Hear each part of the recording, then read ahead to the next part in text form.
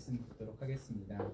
하나님 감사합니다. 저희들 새해 첫 주에 이렇게 불러주시사 아름답게 예배 드릴 수 있도록 하여 주셨습니다. 아버지, 지난 시간 되돌아보면 노력한 것도 있고 또 이룬 것도 있사오나 무엇보다 그 모든 것이 하나님의 은혜임을 깨닫게 됩니다. 그러한 감사의 마음을 품고 이 시간 겸손히 나아왔사오니 하나님께서 자녀들의 어여쁜 마음을 기억하여 주시옵시고 이 시간을 통해 더욱더 풍성한 깨우침과 또 통찰을 얻고 2024년 힘차게 시작할 수 있도록 하여 주시옵소서. 감사드립니다. 이 모든 말씀 예수님 이름으로 기도합니다. 아멘. 네, 우리 조상님들께서는 연도를 매길 때 60갑자를 기준으로 이렇게 연도를 매기시곤 했습니다. 그래서 올해 어떤 해인지를 찾아보니까 갑진년이래요. 네, 갑진년이면 원래 갑이 맨 앞에 나오는 거니까 뭔가 한 단위가 새로 시작된다라는 거고, 그 다음에 진이라는 게 그 지지중 12장 중에서 5번째더라고요. 그래서 계산을 굳이 해보자면 60년 단위 중에 25년째를 지금 우리가 함께 시작하고 있습니다. 이 갑자로 계산하는 그 시간 개념이라는 게 사실 큰 의미가 있지는 않잖아요. 그렇기는 해도 또 생각을 해보면 새로운 갑자가 시작되었던 지난 2000년대부터 지금까지 이 나라는 많은 우여곡절도 겪었지만 그래도 기본적으로는 성장하는 그런 시대들을 보냈던 것 같습니다. 저 유학 갔을 때만 하더라도 저는 스스로 교수님들이나 친구들 앞에서 우리나라는 아직 선진국은 못 되고 중진국이지 라고 생각을 했어요. 그리고 그렇게 얘기를 했어요. 그때가 뭐 2009년 뭐 요맘때였거든요. 근데 교수님께서 깜짝 놀라시는 거예요. 야, 대한민국이 선진국이 아니면 도대체 니네 나라 사람들은 어느 나라를 선진국이라고 생각을 하냐. 그러시면서 그 뭐 모든 사람은 다 아니겠지만 적어도 본인이 알고 있는 미국에서 교육을 어느 정도 받은 분들, 미국이란 나라가 교육 수준의 편차가 워낙 심하다 보니까 백성들 전체 평균으로 놓고 보면 여전히 대한민국이란 나라를 모르는 사람들이 많겠지만 그래도 배운 사람들은 대한민국이 어떤 과정을 거쳐서 성장했고 그래서 지금 선진국 대열에 들어섰다라고 생각하고 있다. 다른 나라 사람들은 선진국이라고 하는데 왜 너네는 너뿐만 아니라 다른 한국인 유학생들을 봐도 항상 저희는 아직은 선진국이 아니고요. 저희는 중진국에서 선진국 넘어가는 그 문턱쯤에서 지금 머물러 있는 것 같습니다. 늘 그렇게 이야기하더라라는 이야기를 들었던 것 같아요. 그 2000년대가 출발할 무렵에는 지금 우리가 가지고 있었던 정서처럼 발전하긴 했지만 아직 선진국까지는 아니다 라는 느낌이 2010년대까지는 그래도 강했는데 그 다음 10년이 되니까 이제는 우리 스스로도 우리가 선진국에 살고 있다라고 생각하게 됐습니다. 이런저런 국제기구나 세상에서 내는 지표를 따져봐도 대한민국이 선진국이 아니다라고 할 만한 지표는 찾아볼 수 없게 됐어요. 누가 뭐래도 분명한 선진국이 되었습니다. 자, 그런데 제가 70년대, 80년대, 90년대를 살면서 선진국이 되면 뭔가 되게 좋아질 줄 알았어요. 다들 그러시지 않으셨어요? 뭔가 선진국만 되면 고생 끝 행복하게 시작할 수 있고 또 그 북한과의 이런 어떤 것도 압도적인 경제력으로 찍어 눌러서 찍소리도 못하게 만들든지 아니면 돈으로 아예 그냥 흡수 통일을 하든지 이 북한과의 문제도 100%는 아니어도 대충은 정리돼서 고민하지 않고 살 수 있을 거라고 생각했었습니다. 그런데 2024년 이미 선진국이 되어서 몇 년 지난 지금 분명 2000년부터 2024년까지 지난 24년은 발전해 오던 시절이라고 크게 볼 수 있을 텐데 자 그럼 이 60년 한 단위에서 남은 36년 올해부터 시작해서 갑 3번이 더 돌아올 차례가 남았거든요. 그 36년 동안 이제 한 30년으로 내다보십시오. 이미 선진국인 되었지만 과연 우리가 또 우리 자녀들이 살아갈 이 대한민국이 더 좋아질 것 같으세요? 더 어려워질 것 같으세요? 어려우실 것 같아요. 네, 이성적으로는 어려워질 것 같고, 근데 우리 다 같이 기도하기로는 이 위기를 해치고 더 좋아지게 만들어내야 하겠고, 또 하나님께서 그렇게 해주시기를 간절히 바랄 줄 압니다. 자, 근데 여기서부터 어려운 거예요. 왜? 우리가 노력한다면 될 거다라고 그 누구도 자신할 수 없는 거죠. 이미 노력 많이 해봤고 그 노력의 결과가 어떤 것이라는 것. 공부를 많이 하나 조그마나 능력이 있으나 없으나 사람이 사람인 이상 서로 다른 이해관계를 가진 사람들을 다 포용하면서 이 나라를 하나로 묶고 한 길을 향해 달려나가게 할 수 있는 그런 어떤 지도자를 찾기도 참 어렵고, 그리고 개개의 사람들도 내가 할 본분이라도 충실히 해주면 고마울 텐데 내가 해야 될 일에 최선을 다하기보다는 조금은 더 편안하게, 조금은 더 쉽게 이득을 얻기 위해서 자기의 책임을 게을리하다가 여러 가지로 사건 사고를 맞이하게 되는 경우들을 늘 보게 되고, 또 나는 그때마다 그 사람들을 욕하지만 정작 골방에 스스로 앉아 하나님 앞에서 나 스스로를 되돌아보면 나는 목사로서, 가장으로서, 또 한 사람의 신앙인으로서, 자녀들의 부모로서 도대체 나는 제대로 살고 있는 것인가? 사람들 앞에서는 그렇노라고 주장할 수도 있겠지만 하나님 앞에서 그래도 이 정도면 100점은 아니어도 한 90점 정도는 되는 거 아닙니까? 저는 그렇게 생각하는데요 라고 말씀드리기가 영 마음에 찝찝하시죠? 부담이 되시죠? 그래야 되겠는데 하는 시대가 지금 우리가 살고 있는 시대인 것 같습니다. 그렇습니다. 우리는 부유하게 될 때도 우리의 그 부와 능력으로 할 수 없는 것들을 발견하게 됩니다. 그리고 반면에 내리막길인 것 같은 어려운 시대 속에서도 아직도 희망이 남아있고 하나님께서 우리 삶을 붙들어 주신다면 얼마든지 그 어려워 보이는 장래 속에서도 나는 꿋꿋이 견뎌낼 수 있을 것이다 라는 소망을 품을 수 있습니다. 우리나라의 미래, 사회과학적으로 분석한 모든 데이터에서 긍정적인 데이터는 잘 나오지 않아요. 인구가 주는 것부터 시작해서 주변 나라들의 갈등은 더 첨예해지고 이렇게 저렇게 참 좋은 얘기 듣기 힘들어요. 힘든 게 냉정한 상황일 겁니다. 아마 이 자리에 앉아 계신 어르신들보다 제 나이 또래가 그래도 제 나이 또래가 조금 난데 제 나이 또래보다 조금 더 어린 친구들은 30대들은 오히려 어르신들보다 더 힘든 세상을 살게 될 것 같고, 지금 자라나는 아이들은 더 어려운 상황에서 악전고투해야 될 상황이 예상이 돼요. 그러다가 아르헨티나가 그랬던 것처럼 아르헨티나가 70년대 말쯤에 세계 4위의 경제 대국이었거든요. 기억하시는 분들도 계실 텐데, 그러다 지금은 IMF 상습 IMF 불러오는 나라입니다. 이제는 하도 경험치가 많이 쌓여서 사고치고 우리 돈 못 갚아 백제. 자, 우리나라는 돈을 못 갚는다고 해서 IMF가 왔다기보다는 돈을 못 갚을 것 같으니까, 파산할 것 같으니까 미리 그 꼴이 나지 않게 도와주세요 해가지고 IMF가 온 개념인 거거든요. 그런데 아르헨티나는 우리 급해 와서 도와줘도 안 해요. 일단 그냥 배를 째요. 파산. 그 다음에 어떻게 할 건데? 그럼 이제 IMF가 상습범인데 그것도 꾸역꾸역 와가지고 이러지 좀 말자 하고 또 정리를 해요. 그러고 대충 약속을 해. 그럼 이렇게 할게요 약속한 다음에 약속을 지킬까 안 지킬까요? 안 지키죠. 안 지키죠. 그러면 또 계약을 어겼다고 또 한참 싸우다가 그게 또 도화선이 돼가지고 또 빚을 못 갚을 만큼 상황이 또 나빠져요. 자, 그러면 또 두 번째 배를 째요. 제가 정확히 세보진 않았지만 아르헨티나가 IMF한테 그 배를 짠 적이 10번쯤 될 겁니다. 우리나라 IMF 한 번, 그 한 번 때문에 얼마나 많은 일들이 있었습니까? 그리고 나라의 기본 구조 자체가 송두리째 뒤집어져 버렸어요. 어르신들 기억하실 겁니다. IMF 전에는 돈이 최고가 아니었어요. 그때는 명예를 더 높이 쳐줬고, 그리고 실력을 더 인정해줬고, 그리고 권위와 다른 여러 가지 돈보다 더 훌륭하게 인정되는 다른 가치들이 있었습니다.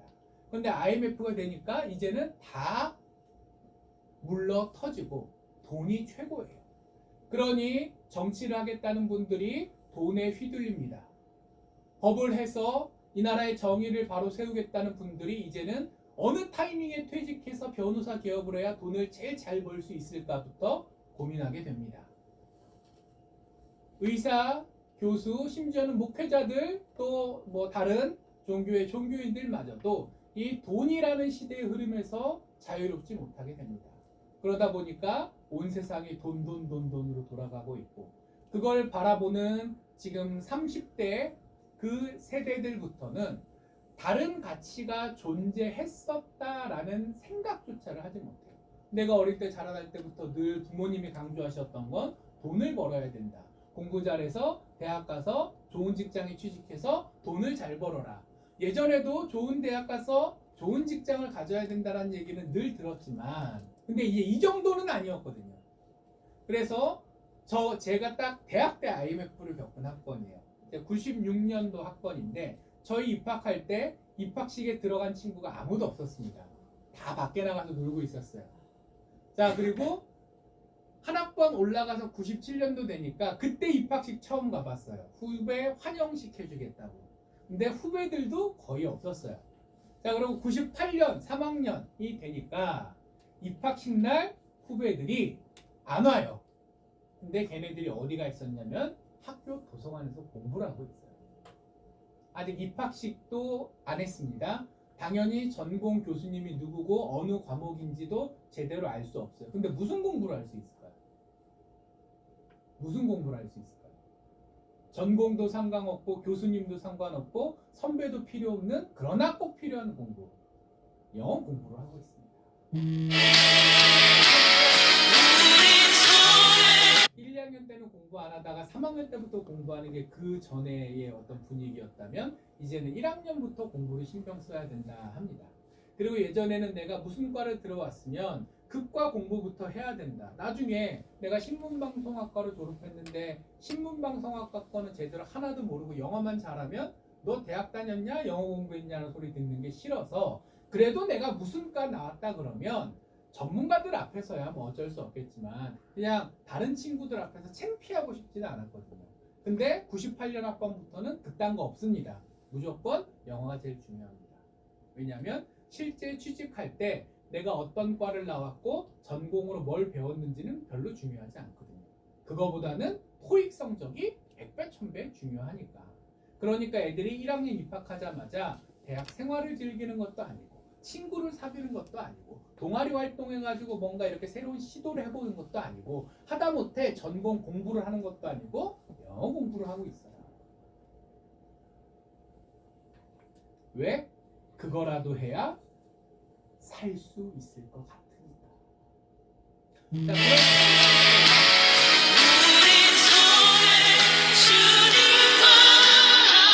한 세대 동안의 이 치열한 경쟁을 우리가 살아가면서 얻은 것도 많이 있어요.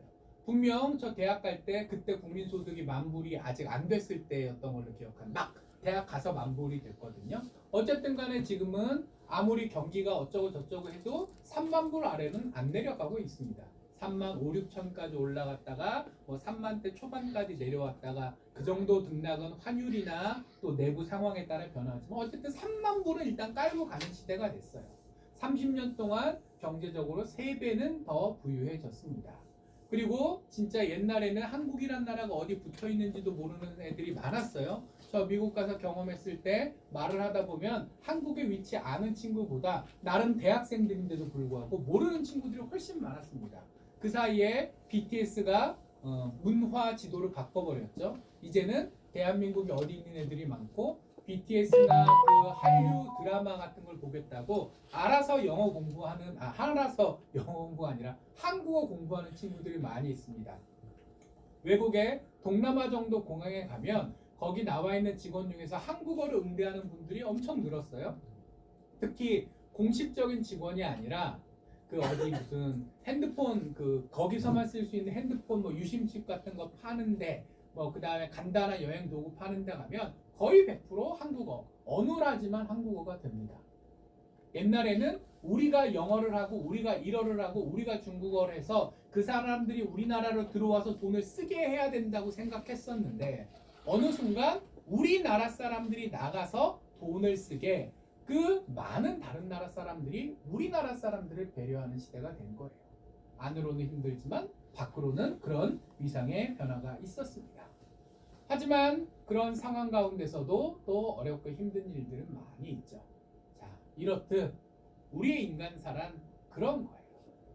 나는 큰 욕심 없이 평평하게 한 길을 걸어가고 싶은 것 같아도 따박따박 내 할 일만 하고자 해도 세상의 풍파가 나를 가만두지 않습니다.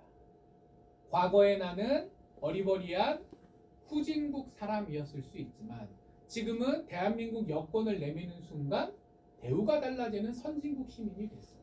그 사이에 내가 뭐 얼마나 대단해졌나요? 아니요, 나는 그냥 난데 주변 상황이 바뀐 거에 따라서 나의 삶이 바뀌어집니다. 그리고 그러한 것은 조금 더 심각하게 얘기를 해보면 내 인생을 결정할 수 있는 능력이 나에게 없다는 것을 경험하게 합니다. 내가 노력해서 잘 되고 내가 노력하지 않으면 실패하는 것, 그거는 어쨌든 간에 되고 안 되고를 내가 결정할 수 있는 거잖아요. 그래서 더 힘들 수도 있지만 그래서 더 희망이 품을 수도 있습니다. 아, 나만 정신 차리고 똑바로 하면 돼. 근데 실제로 살아보시면 나 혼자 열심히 해서 되는 거 공부 정도밖에 더 있을까요? 어릴 때는 공부하기 그렇게 싫었는데 저도 공부 열심히 안 한 사람 중에 하나인데 지금 초등학생 아들을 키우고 있으면 이 말을 하게 돼요. 공부가 제일 쉬웠다. 그 이유는 다른 모든 일은 나 혼자 열심히 한다고 결과가 정해지는 게 아니라 다른 사람과 또 이 세상의 환경과 복잡하게 얽혀서 내가 제대로 못했어도 어쩌고 저쩌고 넘어갈 수 있는 수준이 될 때도 있고 내가 100점, 200점어치 미친 듯이 열심히 노력했어도 다른 사람이 옆에서 실수를 하면 와장창창 무너질 수도 있는 거기 때문에 내가 스스로 컨트롤할 수 있는 것 몇 개 없지만 그 중에 제일 많이 하고 피부에 와닿는 거 공부다. 아빠만 그 얘기하는 게 아니라 사실 많은 어른들이 그때는 몰랐는데 지나고 보니 공부가 제일 쉬웠어요.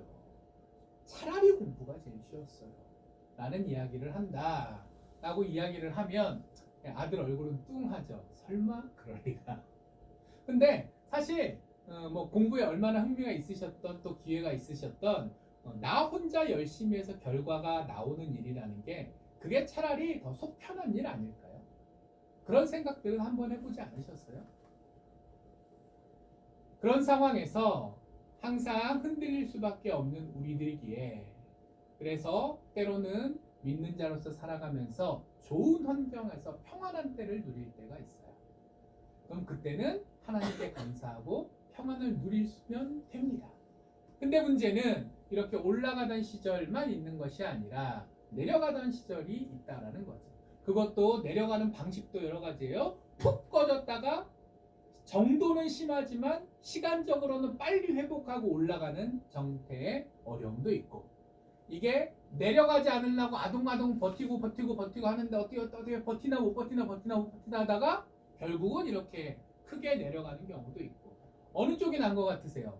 푹 꺼졌다가 다시 올라가는 게 나으세요? 아니면 천천히 꺼지는 게 나으세요?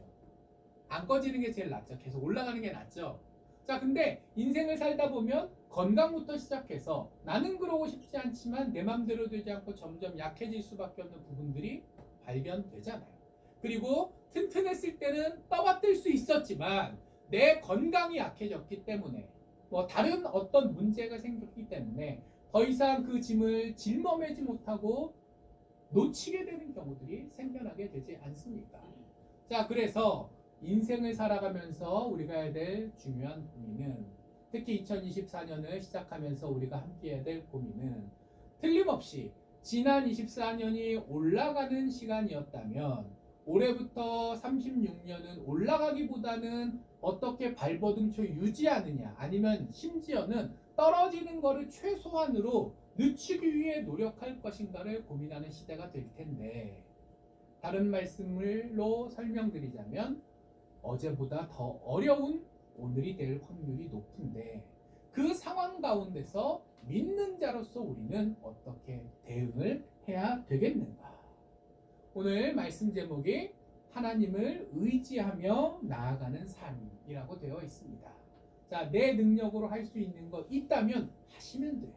그러나 문제는 내 능력으로 되지 않는 것들이 너무나 많기에 우리나라 사람들만큼 평균적으로 애쓰고 노력하면서 사는 사람이 없대요. 우리끼리 있을 때는 또 게으른 사람이 있고 부지런한 사람이 있고 한 것 같지만 외국에 나가면 대한민국 사람이 제일 근명성실하다는 것을 피부로 느끼게 됩니다. 피부로 느끼게 돼요. 정말 저 유학가 있을 때도 거기 네이티브 친구들이랑 같이 이 숙제를 내는데 교수님께서 딱 정해 놓으셨거든요. 30페이지. 한 페이지라도 모자르면 그냥 무조건 빵점 주겠다. 아예 선포를 하셨어요. 하는데 유학생인 저는 밤 새가면서 그때 한 30시간 정도 새가면서 겨우겨우 만들어서 장수 채워 넣었어요. 그리고 저는 그 수업에 있는 그 미국 시민들은 당연히 유학생도 어쨌거나 30페이지를 메꿨으니 당연히 이 친구들도 이만큼씩 들고 왔으려니 하는데 그 수업에서 교수님이 공언하셨거든요. 자, 나는 A를 딱 2명 줄 거다. 한 30명 듣는데 A 2명. A 뿔 없음. A 2명. 자, 그냥 그렇게 알아. 첫 시간에 그렇게 얘기를 하셨는데 점수가 딱 나왔는데 제가 A네. 자, 제가 잘했을까요? 열심히 한다고 했지만 전 저의 영어 실력을 알고 있습니다. 그리고 그 미친 듯이 정신없이 쓰면 퇴고하고 이럴 시간이 없어요. 지금 아침에 시간 맞춰 늦는 게 제일 중요한 거기 때문에 다듬을 시간도 없었어요. 자, 근데 왜 그럼 얘가 A가 됐냐? 나중에 교수님께 여쭤봤더니 그러더라고요. 첫째, 분량을 다 채운 놈이 몇 없었다. 그러니까 일단은 분량을 채워왔기 때문에 밑에 3분의 2는 제낀 상황이다. 자, 그리고 그 사람들 중에 문법이나 글 자체로 보면은 너보다 잘 쓰는 사람도 많이 있었지만 근데 너만큼 독특한 생각을 한 사람이 없었다. 이렇게 생각할 수도 있네. 교수님께서 글을 읽으면서 내가 미처 하지 못한 생각을 이렇게 생각할 수도 있겠구나라는 그런 아이디어를 준 사람이 너밖에 없었다. 그 밑에 근거를 정확히 잘 갖다 붙였는지 그 문장을 유려하게 썼는지 그 전치사 이런 거 안 틀렸는지 그런 것까지 다 따지고 들자면 점수를 깎을 수밖에 없겠지만 가장 큰 그림에서 봤을 때 새로운 아이디어와 그리고 어쨌든 간에 약속된 30페이지를 메꿔왔다는 이 두 개. 30페이지만 메꿔온 사람들 중에서는 너처럼 새로운 생각을 하는 애가 없었고 반대로 새로운 생각을 한다는 애들 중에서는 성실하게 30페이지를 메꿔온 애가 없어서 그래서 이러고 하다 보니까 네가 A 맞은 거야. 그러니까 아이고 열심히 잘했어 하고 그래서 웃고 나왔던 기억이 있어요. 이러면 얼마나 좋아요. 내가 열심히 하면 되는 거. 근데 현실은 그렇지 않죠. 내가 아니라 또 이렇게 이방인으로서 문법이나 이런 거에 약한 거를 배려해주는 교수님 밑에서 배웠기에 그런 상황인 건데 오히려 더 야박하게 보는 사람들이 얼마나 많아요. 그렇게 되면 오히려 유학생이기 때문에 더 처참하게 두들겨 맞을 수도 있는 거죠. 실제로 같은 학교는 같은 과인데 다른 교수님은 저 엄청 싫어하셨어요. 싫어하는 이유가 뭐냐면 그분이 생각하는 정답이 있어요. 근데 그분이 문제는 장로교 목사님이 아니셨어요. 교단이 달라. 교단이 다르다 보니까 기본적인 바라보는 방향이 조금 달라. 그러니까 내 학생이면 너의 평소의 생각과 믿음이 어떠하든 간에 교수 눈치에 교수가 원하는 쪽으로 이렇게 좀 맞춰줘야 될 텐데 저는 그때 어렸죠. 여기는 아메리카. 어른 눈치 살살 보면서 적당히 맞추지 않고 소신껏 하면 그걸 더 귀엽게 봐주는 그런 나라. 절대 아니에요. 사람 사는데 다 똑같습니다. 내가 말하는데 그거는 아닌 것 같은데 하면은 반응이 다를 뿐이에요. 대놓고 화를 내느냐? 그래. 참 흥미로운 생각이군. 하고 웃는 척은 하지만 마음은 어떻죠? 짜증이 나는 거예요. 새카맣게 어린 놈이. 그걸 몰랐어요, 그때는. 그래서 그냥 소신껏 썼더니 너는 소신껏 잘 쓴 것 같은데 아무튼 이거는 아니야. 그러신 분도 계셨거든요. 자기의 생각이랑 이게 약간 맞지 않는다고. 근데 뭐가 맞지 않고 왜 틀렸는지를 설명을 안 해주세요. 왜냐하면 이게 어떻게 생각하면 교단의 차이에서 오는 부분이 크기 때문에 뭐 지금 어쨌든 공식적으로는 초교파에서 수업을 하는 입장에서 교단 갖고 싸움을 교수가 먼저 시작하자라고 하는 것 자체가 좀 그런 상황이어서 그랬는지 아무튼 그런 상황을 겪기도 했습니다. 그래요. 우리는 내 능력으로 되는 것도 물론 있겠지만 그렇지 않은 게 더 많고 그리고 내 능력으로 되지 않는다라는 것을 느끼는 상황이란 보통은 무언가 잘 될 때가 아니라 힘들고 어려울 때겠죠. 그래서 우리가 내 능력에 한계가 있구나라는 걸 느낀다는 건 그만큼 어려운 경험 속에서 악전고투하고 있을 상황이다라는 겁니다. 그리고 오늘 본문을 보니 이삭이란 사람이 등장해요. 그리고 그 이삭이란 사람의 삶 역시도 그러합니다. 악전고투의 삶. 내가 노력하지만 내 노력만으로는 도무지 해결되지 않는 그러나 해결해내야만 하는 어려운 일들 투성이었어요. 오늘 본문을 보니 이삭이 그 땅에서 농사를 하였다라는 이야기가 드러납니다. 자, 근데 그 땅이 어디냐면은 자기가 원래 살고 있었던 땅이 아니라 블레셋 땅이에요. 자, 그러면 가나안 블레셋이 붙어있는 동네이긴 하지만 굳이 따지면 가나안을 한 충청도, 경기도 뭐 좀 더 쳐주면 경상도 느낌을 치면 블레셋은 전라도쯤에 위치했다고 생각하시면 되거든요.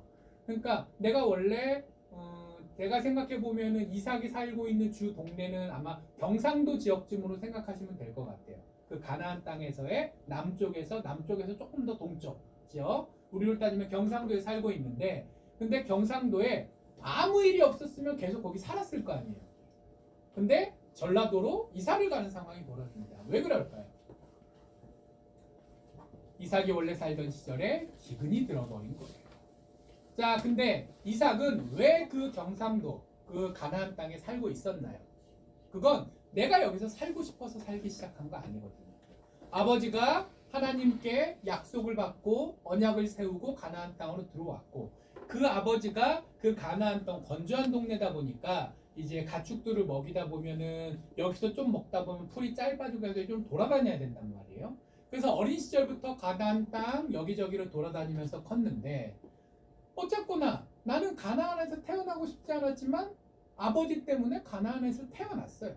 그리고 아버지가 물려준 이 유산을 꾸려야 되기 때문에 개인 혼자도 어디 넘어가는 것이 쉽지 않겠지만 이 거대한 가축대를 거느리면서 내 마음대로 국경을 옮겨 다니는 것도 쉽지 않아요. 다 풀을 뜯고 물을 공급받을 만한 데는 다 이미 다른 가문들이 점거를 하면서 사람들이 모여 있었을 거잖아요. 그래서 이 이삭 입장에서는 내가 지금 살고 있는 이곳에서 평안히 잘 살 수 있어야 아무 문제 없이 살 수 있을 텐데, 그만 가뭄이 쫙 들면서 풀이 제대로 자라나지 않고 이제 가축들이 다 죽을 상황이 되었습니다. 가축만 죽을까요? 사람의 목숨도 위험한 상황이 되었어요. 그래서 이 이삭은 어쩔 수 없이 이삭을 선택합니다. 예전에 아브라함 때도 가나안 땅에 가뭄이 들면 애굽 땅으로도 간 적이 있고요. 그 다음에 블레셋 땅으로도 간 적이 있거든요. 하나님께서는 가나안 땅을 지키라고 하셨지만 그 아브라함도 눈앞에 있는 상황이 너무 어려우니까 옆으로 살짝은 피해 다녔어요. 그래서 이삭에게도 가뭄이 왔을 때 이삭이 애굽까지 내려가진 않고 옆 동네 블레셋 땅으로 몸을 피했습니다. 그리고 그곳에서 보니까 농사를 지었대요. 자, 한번 생각해 보십시오. 아브라함, 이삭, 야곱, 그 가문은 뭐 하는 사람들이죠? 기본적으로 목축업을 하는 사람들이에요. 자, 근데 가뭄 때문에 어쩔 수 없이 도망을 온 상황에서 목축업을 계속하는 건 타격은 있지만 그래도 먹고 살만 아직 한 거잖아요. 하던 걸 계속할 수 있다는 게. 근데 농사를 졌어요. 농사를 생전 처음 짓는데 쉬웠을까요? 소출을 제대로 기대할 수 있었을까요? 거꾸로 지금처럼 땅바닥 다 잘 골라져 있고 거기에 지수비료도 다 깔려 있고 뭔가 준비된 상황에서 지금 우리 모내기 하는 느낌으로 착착착착 준비된 대로 일이 진행이 될까요? 아니에요. 땅은 그 당시 인구 밀도가 낮았기 때문에 빈 땅은 널려 있었지만 거기에 자갈 굴러다니고 있고 모래 굴러다니고 있는 그 땅에서 지금 어떻게 농사를 지을 거예요? 근데 그래야만 했던 거죠. 농사를 지은 게 부업을 한다라는 개념이 아니라 농사라도 지어야 굶어 죽지 않을 위기였다라는 겁니다. 자, 그래서 농사를 지어요. 자, 근데 바로 보니까 그 해에 바로 그 해 농사 첫 해 100배 한 10년쯤 있으면 이제 농토도 개간이 다 됐고 이제 농부 어떤 그 경험치도 많이 쌓였고 그러니까 농부로 잘 정착했다. 그건 충분히 가능하죠. 근데 농사 짓는 첫 해에 아직 농사를 짓는지 어떻게 짓는지 제대로 모르고 비료나 땅이나 제대로 준비도 안 된 상황에서 어처구니 없는 상황에서 어쨌든 간에 농사를 꾸역꾸역 지었더니 그해 결실이 100배나 거뒀다라는 이야기가 나옵니다. 자, 예수님께서 비유로 말씀하실 때 30배, 60배, 100배를 보통 얘기하셨어요. 30배가 어떤 의미라고 말씀드렸죠? 지난번에 말씀드렸었는데 30배가 노력해서 거둘 수 있는 베스트예요. 30배 거뒀다 그러면 올해 풍년이다 하는 거예요.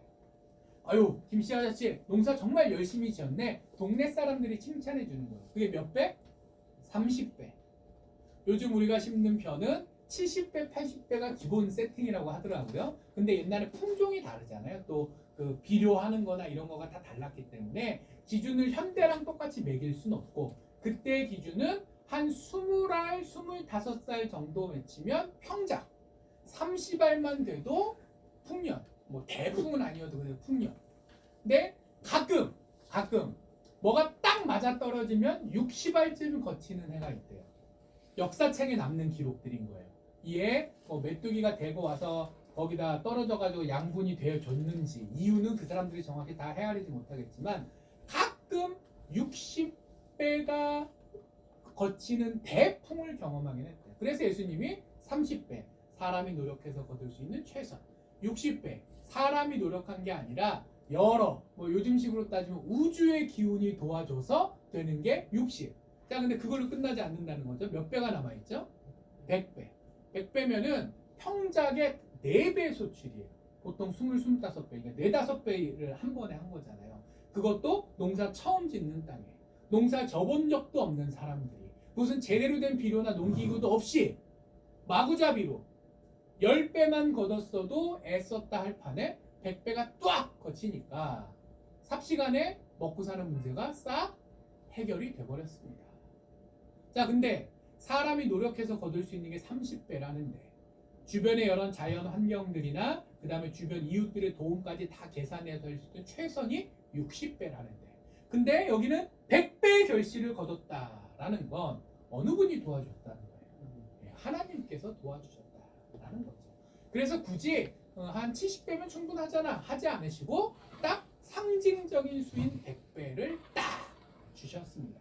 그리고 그저 100배를 얻었다라고만 끝나는 것이 아니라 여기 같은 12절에 여호와께서 복을 주셨다.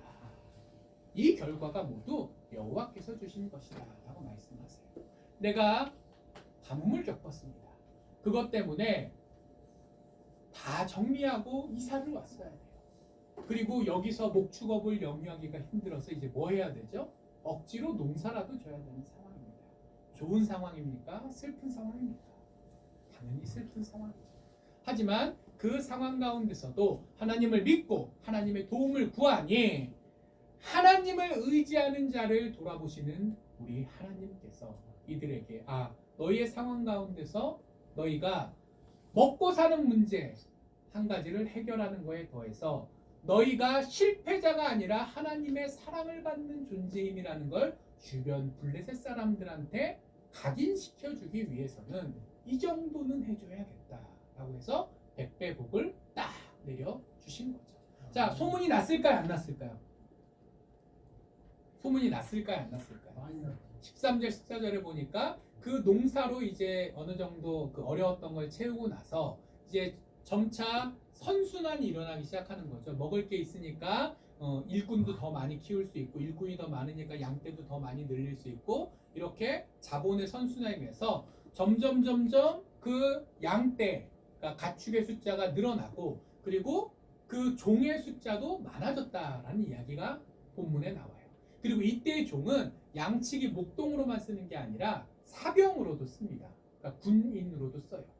이 사회가 아직 제대로 나라가 잡힌 사회가 아니기 때문에 어느 마을의 치안은 그 마을 남자들이 알아서 지켜야 되는 시대였단 말이에요. 그러니까 이제 그 마을 이름이 뭐였을지 모르겠지만 이삭이 그 그랄 땅, 블레셋 땅에서 정착해서 세운 마을에는 수많은 사람과 더불어 많은 몇백 명은 되는 군인이 생긴 거예요. 자, 근데 옆 동네에 몇백 명의 군인이 생기면 주변 사람들 입장에서 마음이 편안한가요? 불안한가요? 더군다나 우리 민족도 아니야. 이민족이야. 그리고 돈도 많아. 돈도 많다라는 거는 군인들을 머리 숫자만 아니라 훈련도 시킬 수 있고 무기도 갑옷도 더 좋은 걸 줄 수 있다는 상황이에요. 이게 마음이 불편한 거예요. 여기 우리 평생 살아서 농사 져봤는데 100배가 말이 되냐? 일단 질투가 납니다.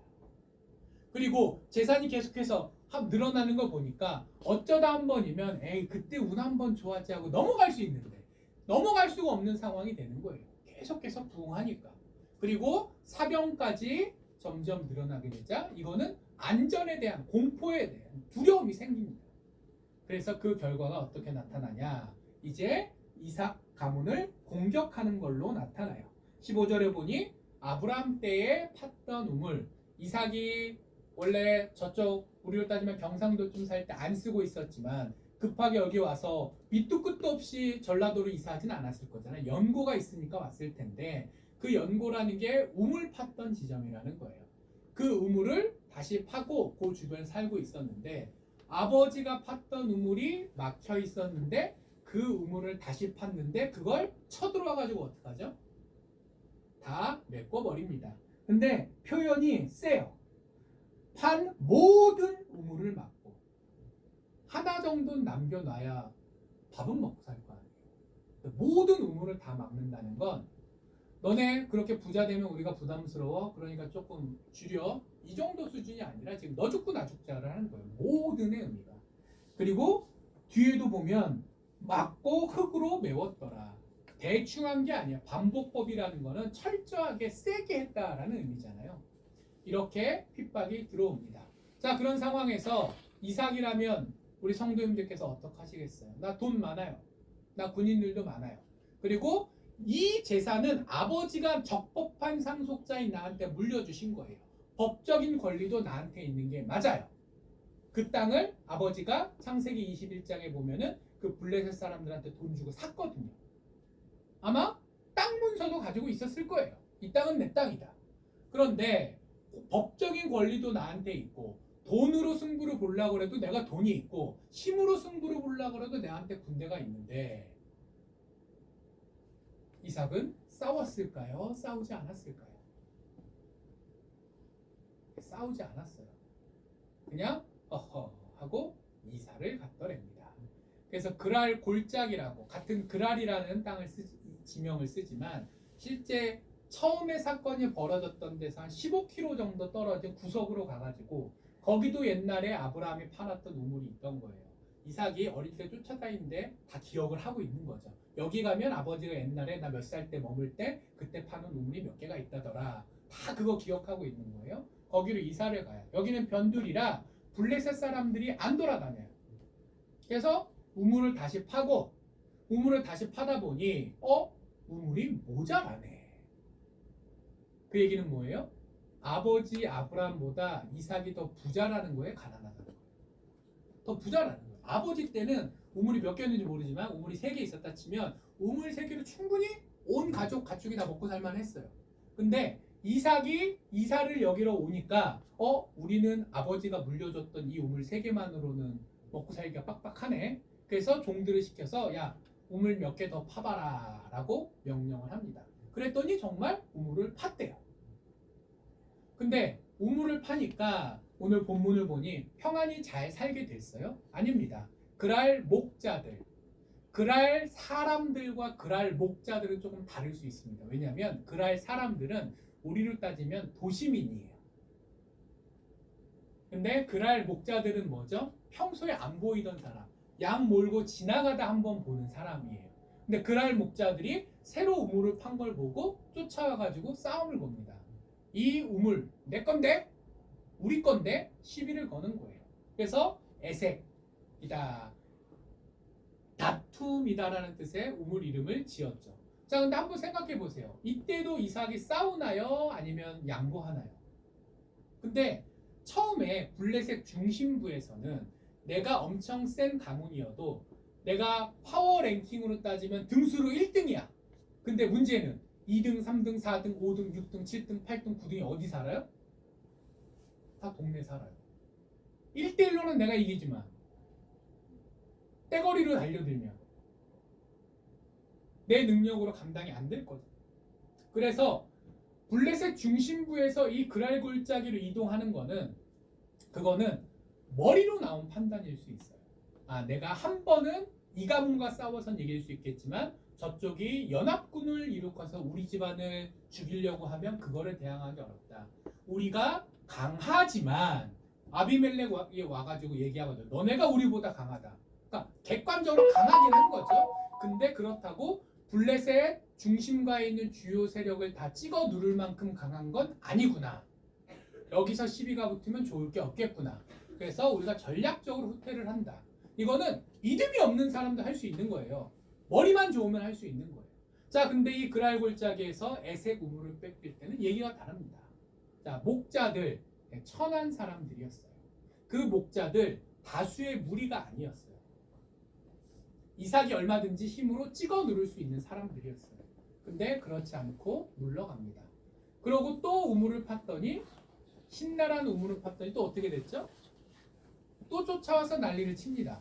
근데도 싸우지 않고 이번에는 아예 그 그랄 골짜기 전체에서 다 떠나. 그럼 우물을 지금 몇 개 포기한 거예요? 에색 포기하고 신라 포기하고 그리고 애초에 아버지 아브라함한테 물려받았던 개수는 알 수 없는 아버지 아브라함한테 물려받았던 우물들까지도 다 또 포기하고 이사를 가버립니다. 그래서 지금 이 이사는 원래 아까 그랄 골짜기에서 정확하지는 않아요. 여기가 유적지일 것이다라고 추측들을 하는데 대충 한 30km 정도 더 사막 쪽으로 더 나와 있는 상황이에요. 그리고 거기서 또 우물을 팝니다. 그리고 우물이 콸콸 나옵니다. 그리고 아무도 시비를 걸지 않아서 르호봇이라고 이름을 짓고 거기에서 평안히 잘 살게 되었다라는 이야기를 합니다. 자, 이삭이 이사를 몇 번 갔어요? 자기 동네에서 블레셋 땅으로 한 번, 블레셋 땅에서 블레셋 변두리로 한 번, 그 블레셋 변두리에서 거의 사막 가까운 데로 한 번. 자, 내가 가고 싶어서가 아니라 상황이 어쩔 수 없어서 이사를 여러 번 다녀야 했어요. 그리고 그 이사를 간 한 동네에서도 평안히 잘 살았나요? 100배의 결실을 얻고 엄청난 거부가 되어 실력자 취급은 받기도 했지만 잘된 것도 있지만 그러나 주변 사람들이 끊임없이 나를 시기하고 그래서 테러를 합니다. 이 시대에 우물을 막는다는 거는 너 죽고 나 죽고 하자라는 거예요. 우물을 왜 막을까요? 뺏어서 내가 우물을 써야지. 그렇게 물이 귀한 동네인데 내가 써야지. 왜 우물을 막을까요? 내 개인의 이득을 찾겠다라는 수준이 아니라 진짜 너 죽고 나 죽자라는 강력한 의사 표현을 우물 자체를 막는 걸로 표현하거든요. 그러고 있었어요. 그런 모진 상황 가운데서도 이삭은 싸우지 않고 계속 양보했습니다. 왜 그럴 수 있었을까요? 처음에는 전략적 판단이었겠지만 두 번째 에색 신라의 양보는 충분히 극복해낼 힘이 있었음에도 불구하고 그렇게 했습니다. 그건 하나님께서 이 억울한 일을 다 알고 계실 것이고 그럼에도 불구하고 우리를 도와주실 것이다 라는 굳건한 믿음이 있었기 때문일 거예요. 그리고 실제 르호봇에 와서 정착을 하고 나니 다시 아비멜렉이 찾아옵니다. 찾아와서 우리 여태까지 서로 못 볼 걸 많이 봤는데 우리 그만 싸우자. 아예 평화협정 조약으로 맺자. 공식적으로 더 이상 우리 싸우지 않기를 해서 이삭이 큰 소리치면서 평화협정을 맺어주는 장면까지 나옵니다. 단지 몸을 피해 르호봇에서 잠깐 한숨 돌린 게 아니라 이제 다시는 블레셋 사람들로부터 괴롭힘을 당하지 않도록 하나님께서 근본적인 처방까지 내려주셨습니다. 주셨다라는 거예요. 그럼 그 아비멜렉은 왜 왔을까요? 쫓아낼 때는 언제? 너 밉다고 가라 할 때는 언제? 멀리 갔는데 왜 거기까지 와서 이제는 굽신굽신하면서 조약을 맺자고 할까요? 한번 생각해 보십시오. 그 동네가 물이 자주 나면 건조지대입니까? 아니죠. 그래서 항상 우물은 귀한 거예요. 근데 이삭은 어떻습니까? 처음에는 아브라함이 판 우물을 쓴 거예요. 그랄 골짜기로 처음 이사 갈 때도 아브라함이 예전에 팠던 우물을 다시 판 겁니다. 거기까지는 누구라도 할 수 있어요. 근데 그때부터 우물을 파기 시작하는데 에색을 파냅니다. 뭐 한 번 보일 수도 있죠. 근데 그 에색을 뺐으니 신라를 파냅니다. 연달아 이 우물 파는 어려운 동네에서 이거를 2번이나 연속으로 성공하네? 야, 뭔가 있긴 있나 보다 라는 생각을 사람들이 하게 돼요. 자, 그리고 멀리 쫓아내서 이사 갔다고 하는데 완전 사막이나 다를 바 없는 땅에서 또 우물을 팠는데 우물이 콸콸 나와서 그 큰 가문이 먹고 사는데 전혀 지장이 없다더라 라는 소문이 원래 이삭 가문을 쫓아냈던 그들의 귀에 들어요. 자, 한 번 파내는 것도 한 가문이 한 대에 한 번 할까 말까 하는 일이 우물 파는 건데 팔 때마다 우물이 계속 나와요. 자, 이게 자연스러운 일일까요?